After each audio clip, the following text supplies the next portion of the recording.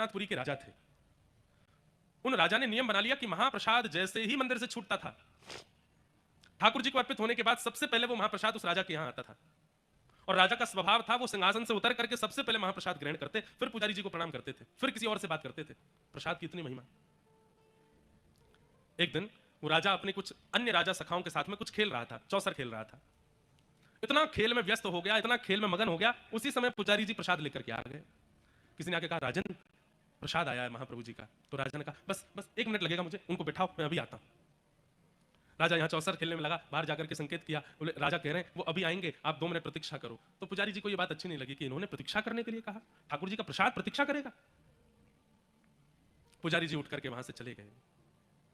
जैसे ही पुजारी जी वहां से गए तो थोड़ी देर में राजा खेल से निवृत्त होकर तुरंत भागा, प्रसाद आया, प्रसाद लेकर के आओ। तो सैनिकों ने कहा, प्रसाद तो ले गए पुजारी जी, आपने प्रतीक्षा के लिए कहा तो उदास होकर के ले गए।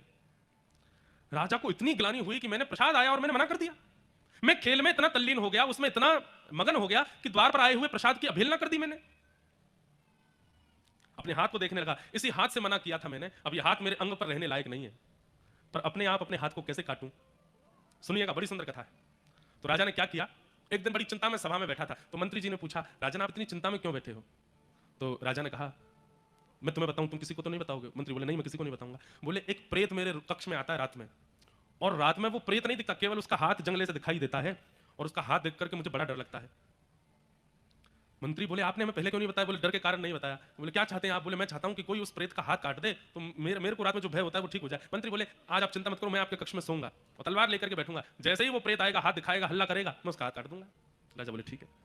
मंत्री नीचे गदा लगा करके सो गए, राजा पलंग पर सो गए। जैसे ही मंत्री की थोड़ी आंख लगी, राजा चुपचाप उठ करके बाहर गए और खिड़की खोल करके अपना ही हाथ भीतर डाल करके आवाज करने लगे जोर जोर से। मंत्री ने तुरंत उठ करके राजा का हाथ काट दिया। लेकिन जैसे ही देखा तो क्या पाया, अरे ये तो राजा ही हैं। राजा ने अपना हाथ कटवा दिया।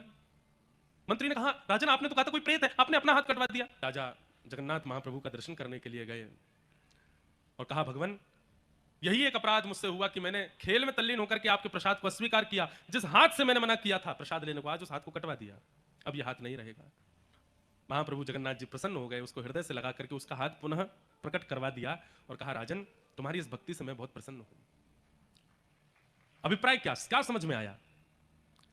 व्यक्ति जब अपने देह का चिंतन करता है तो वो व्यक्ति धर्म करता है, लेकिन उस व्यक्ति को जब अपने देह में विद्यमान उस दिव्य चेतना आत्मा की चिंता होती है, तब वो जो क्रिया करता है उसको परम धर्म कहते हैं।